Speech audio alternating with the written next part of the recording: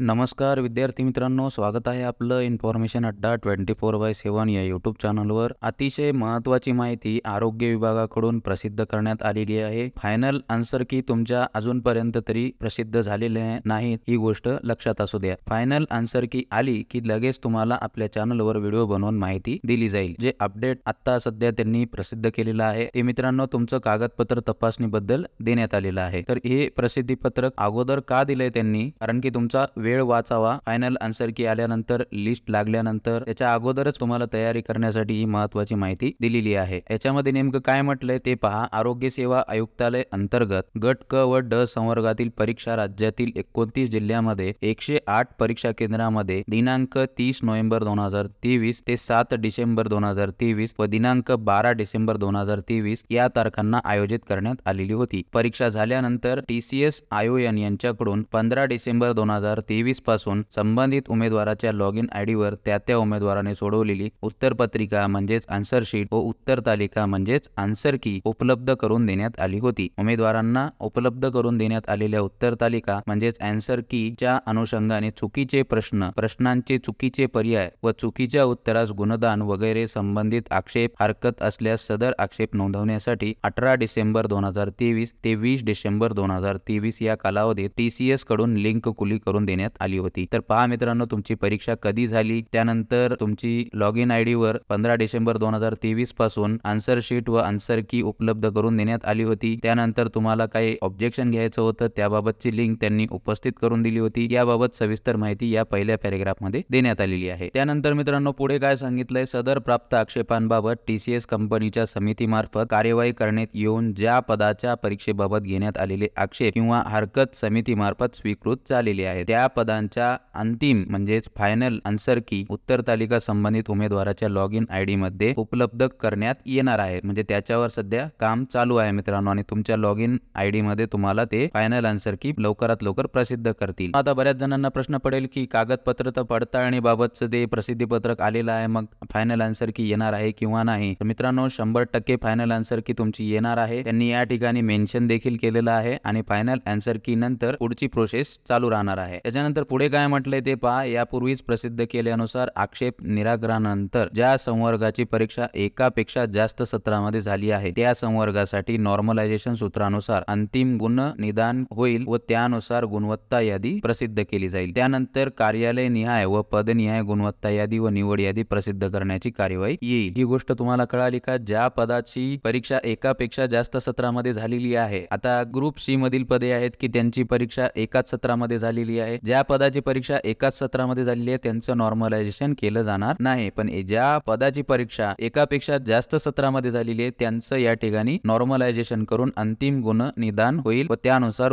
तुमची गुणवत्ता यादी प्रसिद्ध होईल. आणि मग मित्रांनो त्यानंतर काय होईल? कार्यालय निहाय म्हणजेच ऑफिस नुसार आणि त्यानंतर पद नुसार गुणवत्ता यादी व निवड यादी प्रसिद्ध करण्याची कारवाई केली जाईल त्यांच्याकडून. त्यानंतर पुढे काय म्हटलंय, गुणवत्तेने निवड यादी स्थान मिळवणाऱ्या सर्व संबंधित उमेदवारांना याद्वारे आगाऊ सूचित करण्यात येते की त्यांनी कागदपत्रे तपासणीकरिता सोबतच्या तक्त्यातील शैक्षणिक अर्हतेचे व इतर आवश्यक कागदपत्रे मूळ प्रतीसह साक्षांकित प्रती तयार करून ठेवाव्यात. म्हणजे त्यांनी एक फॉर्मॅट दिला आहे मित्रांनो, त्या फॉर्मॅट मध्ये सर्व माहिती भरायची आहे आणि तुमचे कागदपत्र तपासणीकरिता सोबतच्या तक्त्यातील शैक्षणिक अर्हतेचे म्हणजे तुमचे एज्युकेशनल डॉक्युमेंट जे काय आहेत आणि त्यासोबतच इतर काही आवश्यक कागदपत्रे आहेत ते तर सोबत घ्यायचेच आहेत, म्हणजेच मूळ तुम्हाला घ्यायचेच आहेत आणि त्यानंतर साक्षांकित प्रती म्हणजेच झेरॉक्स सुद्धा तुम्हाला सोबत करून ठेवायचे आहेत. उमेदवारांची आवश्यकतेनुसार बायोमेट्रिक व्हेरिफिकेशन करण्यात येईल. तर ही अतिशय महत्त्वाची माहिती आहे मित्रांनो, तुम्ही चांगलं लक्षपूर्वक ऐका आणि व्यवस्थित हे फॉलो करा मित्रांनो, कारण त्यांनी आगाऊ हा शब्द या ठिकाणी वापरलेला आहे. आणि ही जी माहिती आहे मित्रांनो अतिशय महत्त्वाची आहे. हंगामी फवारणी कर्मचाऱ्यांचे केवळ शासन निकषानुसार देण्यात आलेली प्रमाणपत्रे ग्राह्य धरण्यात येतील असे या ठिकाणी सांगण्यात आलेलं आहे. त्यानंतर कागदपत्र तपासणी जिल्हा किंवा विभाग स्तरावर पडताळणी प्रक्रिया करण्यात येईल. उमेदवारांचा व शासनाचा अनावश्यक जे कालाप व्यय याला काय म्हणतात, जे वेळ आहे ते शासनाचा आणि उमेदवारांचा टाळण्यासाठी या आगाऊ सूचना सर्व उमेदवारांसाठी प्रसिद्ध करण्यात येत आहे. जाहिरातीमधील नमूद अटी व शर्ती तसेच प्रचलित शासन निर्णयाद्वारे सर्व उमेदवारांची कागदपत्रे तपासणी व त्या संदर्भात अंतिम निर्णय घेण्यात येईल. ज्या उमेदवारांकडे खालील कागदपत्रांपैकी एखादे प्रमाणपत्र उदाहरणार्थ आदिवास प्रमाणपत्र म्हणजेच रहिवासी प्रमाणपत्र उपलब्ध नसल्यास त्यांनी 100 रुपयाच्या स्टॅम्प पेपरवर सदरील कागदपत्रे नियुक्तीपासून 1 महिन्यात सादर करण्यात येईल, अन्यथा संबंधित उमेदवाराची नियुक्ती आदेश रद्द करण्यात येईल। तसेच सादर केलेले कोणतेही शैक्षणिक आरक्षण, अनुभव, कागदपत्रे बोगस, बनावट आढळून आल्यास झालेली नियुक्ती आदेश रद्द करण्यात येईल। या आशयाचे प्रतिज्ञापत्र कागदपत्रे तपासणी वेळी उमेदवाराने सादर करावयाचे आहे। कोणतेही शैक्षणिक, जात किंवा अनुभव प्रमाणपत्र कोणत्याही स्तरावर खोटे किंवा बनावट आढळल्यास संबंधित नियुक्तीधारकाची सेवा तात्काळ समाप्त करण्यात येईल व शासन सेवेसाठी कायमचे अपात्र करून फौजदारी गुन्हा नोंदविण्यात येईल। तर पहा मित्रांनो, या ठिकाणी काय महत्त्वाची माहिती दिली आहे। उदाहरणार्थ म्हणले त्यांनी, उदाहरणार्थ जर आदिवास प्रमाणपत्र नसेल तर 100 रुपयाच्या स्टॅम्प पेपरवर सदरील कागदपत्रे नियुक्तीपासून 1 महिन्यात सादर करण्यात येईल, अन्यथा संबंधित उमेदवाराची नियुक्ती आदेश रद्द करण्यात येईल।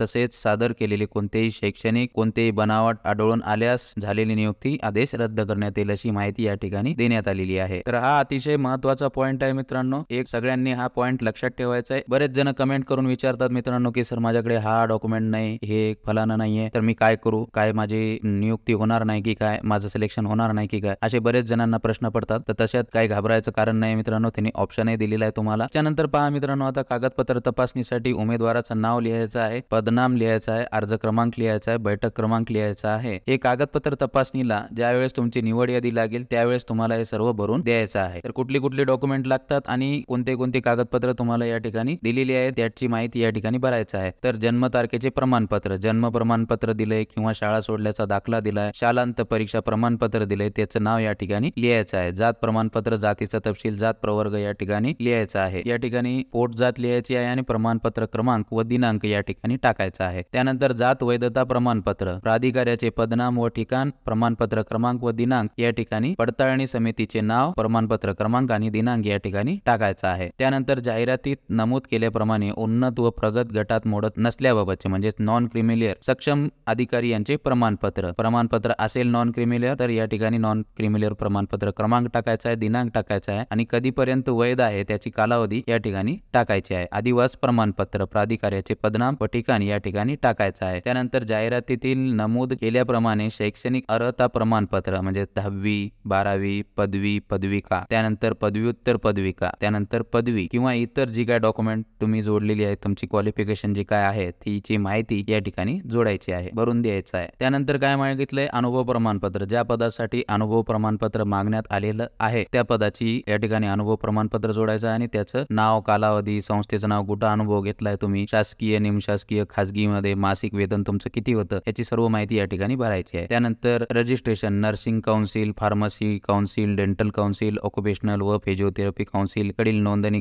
प्रमाणपत्र जर तुमच्याकडे असेल तर त्याचं या ठिकाणी माहिती भरायची आहे। त्यानंतर मान्यता प्राप्त संस्थेचे संगणक अर्हता प्रमाणपत्र, MSCIT अथवा तत्सम काही शिक्षण घेतलेलं असेल तर याची या ठिकाणी माहिती द्यायची आहे। त्यानंतर समांतर आरक्षण धारकांसाठी म्हणजे अंशकालीन, प्रकल्पग्रस्त, भूकंपग्रस्त, खेळाडू आहात तुम्ही किंवा माजी सैनिक आहात, दिव्यांग आहात, अनाथ आहात, यापैकी असल्यास जाहिरातीत नमूद केल्याप्रमाणे सक्षम प्राधिकाऱ्याचे प्रमाणपत्र जर तुमच्याकडे असेल तर त्याचा प्रमाणपत्र क्रमांक, दिनांक आणि निर्गम प्राधिकाऱ्याचे नाव या ठिकाणी लिहायचं आहे तुम्हाला। आता त्यानंतर लहान कुटुंबाचे प्रमाणपत्र हे तुम्हाला त्या ठिकाणी भेटून जाईल किंवा तुम्ही बनवून त्या सोबत घेऊन जाऊ शकता। त्यानंतर पुढे काय म्हटलंय, अर्जात नमूद केलेल्या पत्त्यावर राहत असल्याबाबतचा पुरावा। आता अर्ज भरतावेळी तुम्ही जो अर्ज ऍड्रेस दिलेला आहे ते ऍड्रेस बाबतचा पुरावा तुम्ही सोबत घेऊन जायचा आहे। त्यानंतर स्वतःचा फोटो असलेलं कोणतं आहे आता ओळखपत्र, तर Aadhaar card, PAN card, driving licence, गव्हर्नमेंटचं एखादं ओळखपत्र किंवा बँकेचं पासबुक किंवा तुमचं इलेक्शन कार्ड जे काही तुमच्याकडे असेल ते यापैकी एक तुम्ही सोबत घेऊन जायचं आहे। त्यानंतर स्वतःचे पासपोर्ट साईज 2 फोटो सुद्धा सोबत न्यायचे आहे। त्यानंतर तुमचं काय लग्न झाल्यानंतर ज्यांचं आता मुलींचं लग्न झालेलं असते, मुलींचं लग्न झाल्यानंतर नाव बदलते, तर त्याचं काही नाव बदललेलं असल्यास त्याबाबतचं एक शपथपत्र किंवा गॅजेट सोबत घेऊन जायचं आहे किंवा विवाहामुळे नाव बदलले असल्यास विवाह प्रमाणपत्र जर असेल तुमच्याकडे मॅरेज सर्टिफिकेट तर ते देखील चालते मित्रांनो, ते सोबत घेऊन जायचं आहे। तर ही अशा पद्धतीची आरोग्य विभागाकडून माहिती प्रसिद्ध झालेली आहे। हा जर PDF तुम्हाला पुन्हा एकदा वाचायचा असेल तर आपलं टेलिग्राम चॅनल आहे, त्या टेलिग्राम चॅनलची लिंक या व्हिडिओच्या डिस्क्रिप्शन बॉक्समध्ये देण्यात आलेली आहे। त्या टेलिग्राम चॅनलवर मी ही PDF देऊन देईल, त्या ठिकाणी जाऊन तुम्ही सविस्तर PDF पुन्हा एकदा वाचू शकता मित्रांनो। याबद्दल तुमचे काही प्रश्न असतील तर कमेंट बॉक्समध्ये नक्की विचारा, तुमच्या शंकेचं 100% निरसन केलं जाईल। हा व्हिडिओ नक्की लाईक करा, त्याचबरोबर या चॅनलला सबस्क्राईब नक्की करा। आणि महत्त्वाचं मित्रांनो, या ठिकाणी इथे लॉग इन करून तुम्ही चेक करत राहायचं आहे की तुमची फायनल आन्सर की आली किंवा नाही ते। जर मला माहिती कळाली तर नक्की मी माहिती तुम्हाला देईल। तुम्हाला कळाली तर या व्हिडिओच्या कमेंट बॉक्समध्ये येऊन नक्की सांगा की सर आन्सर की आलेली आहे, सर्वांना माहिती कळवा म्हणून। नक्की मी ही व्हिडिओ बनवून माहिती कळवेल मित्रांनो। लवकरात लवकर माहिती येण्याचे चान्सेस आहेत आन्सर की बाबतचे, या आठवड्याच्या शेवटीपर्यंत नक्की येईल। तर मित्रांनो, तुम्हाला हा व्हिडिओ कसा वाटला कमेंट बॉक्समध्ये नक्की सांगा। धन्यवाद।